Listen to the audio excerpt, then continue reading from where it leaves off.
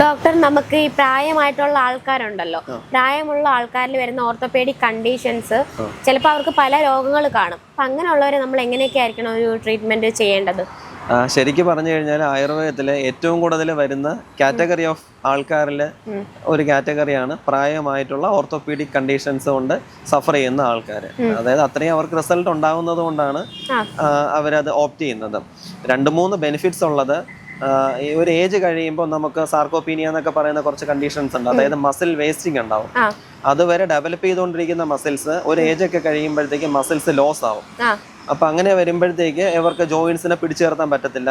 അതുപോലെ old ഏജിന്റെ relate ചെയ്തിട്ടുള്ള wear and ടയറിന്റെ പ്രശ്നങ്ങളുണ്ടാവും. ഇങ്ങനെ കുറെ കാര്യങ്ങളുണ്ടാവും. പ്ലസ് ഒരുപാട് വേറെ അസുഖങ്ങൾക്ക് മെഡിസിൻസ് കഴിച്ചുകൊണ്ടിരിക്കുന്ന ആൾക്കാരായിരിക്കും. അപ്പൊ ഇങ്ങനെയൊക്കെ വരുന്ന സമയത്ത് ആയുർവേദം ആക്ച്വലി വലിയൊരു റിലീഫാണ് അവർക്ക്. കാരണം ഇപ്പൊ നമുക്ക് ഇന്റേണൽ മെഡിസിൻസ് അത്രയും ബുദ്ധിമുട്ടാണ് കൊടുക്കാനെങ്കിൽ നമുക്ക് എക്സ്റ്റേണൽ ട്രീറ്റ്മെന്റ്സ് ഉണ്ട് അവർക്ക് ചെയ്യാൻ വേണ്ടിയിട്ട്. ഇന്റേണൽ മെഡിസിൻസ് അവർക്ക് സപ്പോർട്ട് ചെയ്യാൻ പറ്റുമെങ്കിൽ നമ്മൾ അതും കൊടുക്കാറുണ്ട്.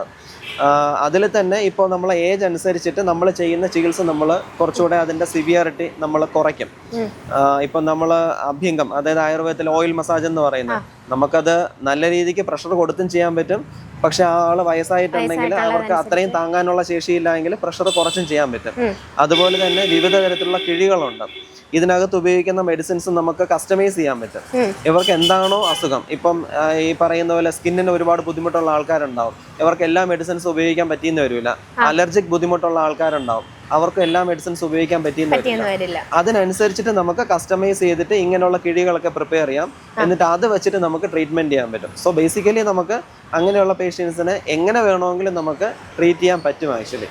പിന്നെ ഉള്ളത്, ഒരു ഏജ് കഴിയുമ്പോഴത്തേക്കും ഞാൻ നേരത്തെ പറഞ്ഞതുപോലെ സാർക്കോപീനിയ പോലുള്ള മസിൽ വേസ്റ്റിംഗ് കണ്ടീഷൻസ് ഉണ്ടാവും. പിന്നെ വെയർ ആൻഡ് ടയറിൻ്റെ പ്രശ്നം ഉണ്ടാവും. സ്റ്റിഫ്നെസ് നല്ല രീതിക്ക് ഉണ്ടാവും. പിന്നെ ഇവർക്ക് കുറച്ചുകൂടെ ഒരു ഡിപ്രഷനോ അല്ലെങ്കിൽ അത് റിലേറ്റഡ് ആയിട്ടുള്ള കുറച്ച് മാനസിക പ്രശ്നങ്ങൾ ഉണ്ടെങ്കിൽ കൂടിയും അത് നമുക്കിതിൽ റിലേറ്റ് ചെയ്യാൻ പറ്റും. വസ്തികൾ അല്ലെങ്കിൽ ധാരകൾ അല്ലെങ്കിൽ ശിരോധാരകൾ, അങ്ങനെയുള്ള ട്രീറ്റ്മെൻറ്റ്സ് എല്ലാം നമുക്ക് ഇതിൻ്റെ കൂട്ടത്തിൽ തന്നെ പ്രൊവൈഡ് ചെയ്യാൻ പറ്റുമ്പോൾ കുറച്ചും കൂടെ അവർ മെൻ്റലി കൂടെ പ്രിപ്പയർഡ് ആവും, കുറച്ചുകൂടെ ഓക്കെ ആവും. പ്ലസ് ദേഹത്ത് രക്തയോട്ടത്തിൻ്റെ ചൂട് ഉള്ള ചികിത്സകൾ, അപ്പോൾ അത് കാരണം രക്തയോട്ടം കുറച്ച് കൂടുതലുണ്ടാവും. മസിൽ നറിഷ് ചെയ്യുന്ന ട്രീറ്റ്മെന്റ്സ്. അപ്പം നമ്മൾ ഒരുപാട് സപ്ലിമെന്റ്സോ അല്ലെങ്കിൽ ഒരുപാട് ഫുഡോ ഒന്നും കൊടുക്കേണ്ട കാര്യം ഉണ്ടാവില്ല.